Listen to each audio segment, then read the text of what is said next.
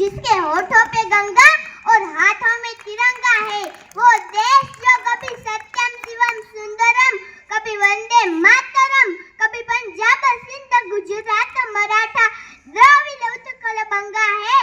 मैं उस देश की नागरिक हूँ जहाँ छत्रपति शिवाजी महाराज और महाराणा प्रताप जैसे सुरवीर राजा थे। मैं उस देश की नागरिक हूँ जहाँ अपने भूगोल से पहले अपने ब्रह्मांड का भूगोल समझ जाता है और 7 समुद्र पार परदेशियों को भी ब्रदर्स एंड सिस्टर कहकर बुलाता है। यही प्रेम की पूज्य भूमि भारतवर्ष कहलाता है, भारतवर्ष कहलाता है। मेरा नाम ग्रंथी धवलभाई लिंबाणी है। मैं प्रभात में अभ्यास करती हूँ। मेरी शाला का नाम श्री सरस्वती शिशु वाटिका है। मैं परिचय कराऊंगी रानी दुर्गावती का। वो कलिंग सर के राजा कीर्तिदेव चंदेल की पुत्री थी। बचपन में ही तीरंदाजी, तलवारबाजी, घोड़े सवारी आदि कलाओं में निपुण थी। 14 साल की आयु में उन्हें बाघ का शिकार कर अपने लीडरता का परिचय दिया था। राजा कीर्तिदेव हमेशा चिंतित रहते थे कि पूरे आर्यवर्त में ऐसा कोई क्षत्रिय राजा नहीं है कि जिसके साथ दुर्गावती का विवाह कर सके।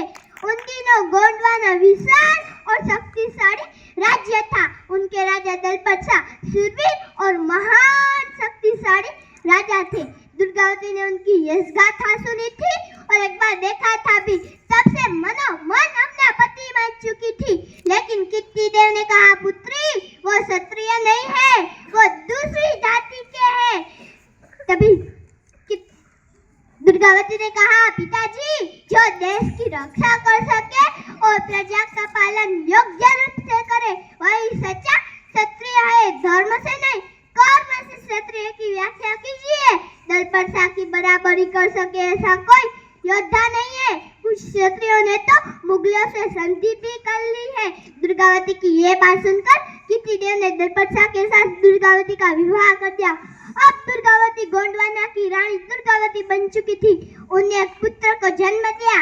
उनका नाम था वीर नारायण। रानी दुर्गावती के सुखी जीवन को किसी की नजर लग गई। जब पुत्र 5 साल का हुआ तब रानी दुर्गावती के पति दलपत शाह की मृत्यु हो गई। रानी दुर्गावती ने पति के पीछे सती होने की प्रथा को ठुकरा कर राज्य संभालने लगी। उन दिनों बिना राजा के राज्य को अकबर हराकर उनकी रानियों को अपनी दासी बनाकर उन पे अत्याचार करता था। अकबर ने उनके सूबे आसिफ खान के साथ बड़ी फौज भेजी गोंडवाना को हराकर रानी दुर्गावती को लाने के लिए। लेकिन रानी दुर्गावती ने युद्ध की तैयारी शुरू कर दी थी। रानी दुर्गावती को अकबर के शरण में जाना कतई मंजूर नहीं था। रानी दुर्गावती और उनके गौड़ साथियों चंडी बनकर अकबर की सेना को हराने लगे। लेकिन अकबर के तोपों के सामने गौड़ सेना हारने लगी। रानी दुर्गावती का पूरा शरीर घायल था, फिर भी लड़ी और अंत में लगा हार निश्चित है। तब उन्हें अपने सेनापति से कहा, मेरे मरने के बाद मेरा देह शत्रु के हाथ न जा पाए। सेनापति ने रोते हुए वचन दिया और रानी दुर्गावती ने अपनी तलवार सीने के आर पार कर दी। नारी के आत्मसम्मान और मातृभूमि की रक्षा करते हुए वो वीर गति को प्राप्त हो गए। रणचंडी रानी दुर्गावती को कोटि कोटि नमन। रणचंडी रानी दुर्गावती की जय। रणचंडी रानी दुर्गावती की जय। वंदे मातरम। भारत माता की जय।